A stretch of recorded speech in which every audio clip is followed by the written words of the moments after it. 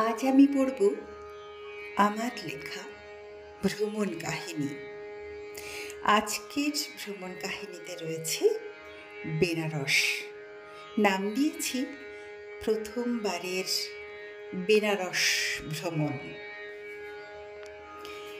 প্রথমবার বেনারসিতে যাবার উন্মাদনা এবং আতঙ্ক বলছি এই কারণে, তখন বেনারসে যাবার নামে ভয় করত।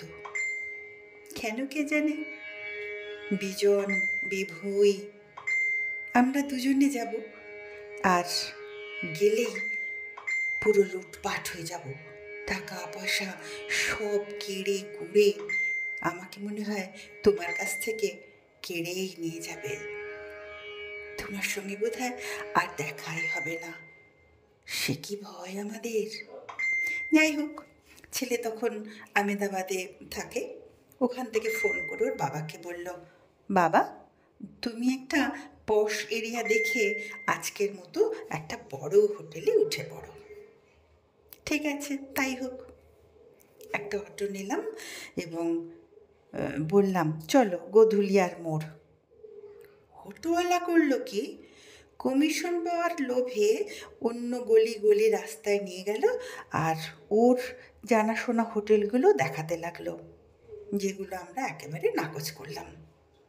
অনেকক্ষণ পর ওকে বললাম যে, দেখো ভাই, তোমাকে আমরা বলেই এনেছিলাম গোধুলিয়ার মোড়ে চলো, কিন্তু তুমি তা করলে না। ও নাছোড়, ও আমাদের হোটেল দেখাবি। তখন বললাম, ঠাকুর দেবতার স্থানে এসেছো, এভাবে ঠকাতে হয়? বাবা বিশ্বনাথ তো সব দেখছেন, ও তো ছাড়বে না, ও আমাদের হোটেল দেখাবে। অনেক কষ্টে ওর কাছ থেকে রেহাই নিয়ে বললাম, এইখানে নামিয়ে দাও। সন্ধে হয়ে এসেছে, রাস্তার আলো তেমন জোরদার নয়। খানিকক্ষণ দাঁড়িয়ে থেকে আমরা এগোতে থাকলাম। একটা বেশ বড় হোটেলের সামনে এসে পৌঁছালাম। জায়গাটার নাম এখন আর মনে নেই। বেশ বড় সড়ো একটা রুম নিলাম, যেটাকে বলে সুইট। বেশ সুন্দর সাজানো, বসার আলাদা ঘর, সুন্দর সোফা সেট। সবচেয়ে বড় চমক ছিল বাথরুমে, মস্ত বড় একটা বাথটাব। তখন অবশ্য অতটা আনন্দিত হতে পারলাম না, মনে তো বিশাল ভয়, সারা রাত্রিতে হয়তো দরজায় কড়া নেড়ে কেউ বলবে। সে যাই হোক, রাতের মতো আমরা সেই হোটেলে থাকলাম। ভাড়া যথারীতি অনেক বেশি। রাত্রিরে তো এইসব ভাবতে ভাবতে কখন ঘুমিয়ে পড়লাম। পরদিন সকালে উঠলাম, উঠে চান ঠান করে নিলাম না, বাথটাবে আর চান টান করা হয়নি, ভয়ে ভয়ে আতঙ্কে। তারপর যাই হোক, আমরা চান করে পোশাক পরে বেরিয়ে পড়লাম। একটা অটো নিলাম আর তাকে বললাম, গোধুলিয়ার মোড়ে চলো। গোধুলিয়ার মোড়ে এসে চৌরাস্তাতে বেশ সুন্দর একটা হোটেল পেলাম। তখন নতুন হোটেলটা হয়েছে, খুব সম্ভবত নাম ওর দেবা ইন।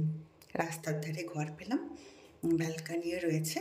আমার হাজব্যান্ডের খুব পছন্দ হলো, যে ও আবার বসে রাস্তা দেখতে খুব ভালোবাসে। তারপর সেখানে কথাবার্তা বলে পুরনো হোটেলে ফিরে গেলাম। ফিরে গিয়ে বিলপত্র চুকিয়ে মালপত্র নিয়ে আমরা নতুন হোটেলে এলাম। মালপত্র রেখে বেরিয়ে পড়লাম। একটু খেয়ে নিলাম, কোথায় যে খেলাম, লারাইন হবে। যাই হোক, ভালোই ছিল খাবারটা।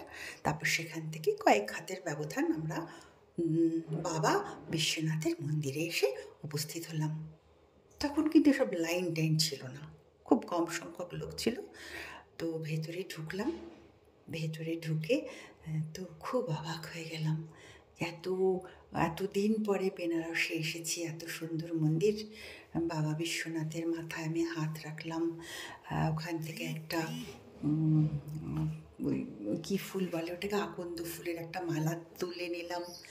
আমার মনে আছে মহিলা পুলিশগুলো এসে আমাকে তুলছে, কারণ তখন খুব নিচে গহ্বরে ছিল। বাবার মাথায় হাত দিয়ে আমি নিচু হয়ে গেছি রেলিংয়ের উপরে, আমার পেটটা।